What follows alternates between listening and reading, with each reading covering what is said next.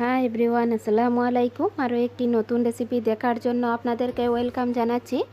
আজ আমি আপনাদেরকে খুবই মজাদার ঠান্ডা ঠান্ডা একটি ডেজার্ট তৈরি করে দেখাবো। যেহেতু এখন গরমকাল, এই গরমে সবারই কিন্তু কিছু না কিছু ঠান্ডা খাওয়ার জন্য ইচ্ছে হয়।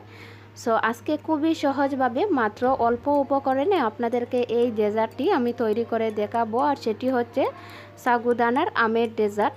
সো আশা করি আপনাদের কাছে আমার আজকের রেসিপিটি ভালো লাগবে। যদি ভালো লেগে থাকে প্লিজ আমার চ্যানেলটি সাবস্ক্রাইব করবেন, লাইক শেয়ার কমেন্ট করবেন, পাশে থাকা বেল বাটনটি প্রেস করে রাখবেন, আমি কোনো রেসিপি দেওয়ার সাথে সাথে যেন আপনাদের কাছে পৌঁছে যায়।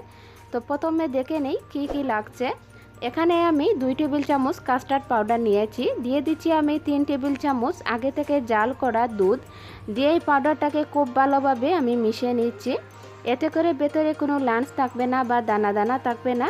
তো এখন আমার এটা মিশিয়ে নেওয়া হয়ে গিয়েছে। এটাকে একটা সাইডে রেখে দিয়েছি। দিয়ে চুলায় আমি এখানে 1/2 লিটার দুধ জালে বসিয়ে দিয়েছি। দিয়ে দিচ্ছি 2টি আমি এলাচি, এতে করে খুব সুন্দর একটি ফ্লেভার আসবে। সেই সাথে দিয়ে দিচ্ছি আমি 1/2 কাপ চিনি। দিয়ে সেই আধা কেজি দুধটাকে আমি খুব ভালোভাবে নেড়ে চেড়ে একটু বাড়ি করে নেব। সো এ পর্যায়ে আপনারা চাইলে কিন্তু এখানে পাউডার মিল্কও ইউজ করতে পারেন। সো এখানে আমি লিকুইড মিল্কটা দিয়েছি। দিয়ে এভাবে নেড়ে চেড়ে এটাকে একটু জাল করে বাড়ি করে নিচ্ছি।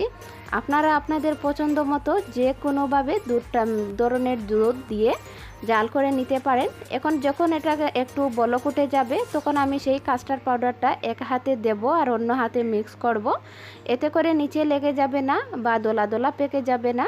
তো ঠিক একইভাবে আমি খুব ভালোভাবে এটাকে মিশিয়ে নিচ্ছি, ঠিক যেমনটা আপনারা দেখতে পাচ্ছেন স্ক্রিনে।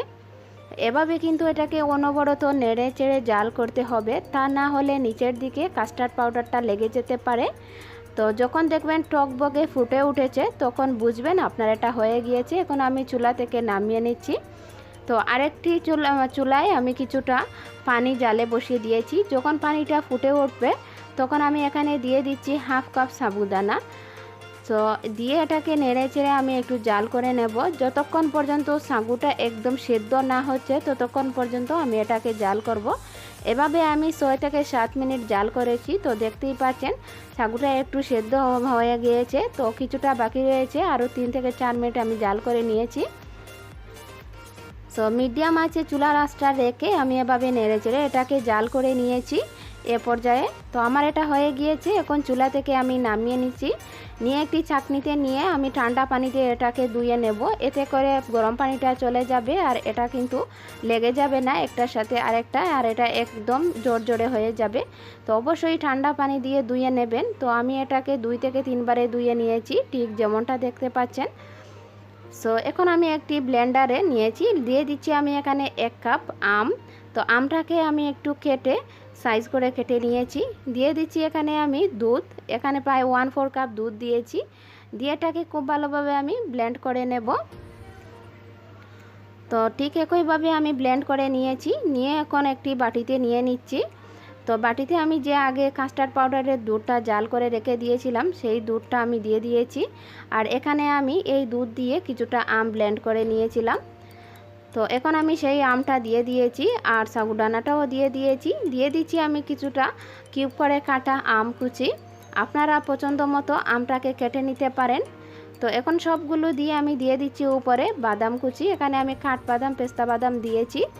তো দিয়ে একটি চামচ দিয়ে খুব ভালোভাবে আমি নেড়ে চেড়ে মিক্স করে নিচ্ছি। আর এটা খেতে অসম্ভব মজার। আপনারা এ পর্যায়ে বরফ কুচিও ইউজ করতে পারেন। তবে আমি এটা রেডি করে ডিপ ফ্রিজে রেখে দেব। তো ডিপ ফ্রিজে রেখে দিয়েছিলাম প্রায় আধা ঘন্টা পরে আমি এটাকে মিক্স করে নিয়েছিলাম। তো দেখতেই পাচ্ছেন। তো এখন আমি 2টি গ্লাসে নিয়ে নেব। তো আপনারা আপনাদের পছন্দ মতো যে কোনোভাবে এটাকে সার্ভ করতে পারেন। তো আমি 2টি গ্লাসে নিয়ে নিয়েছি।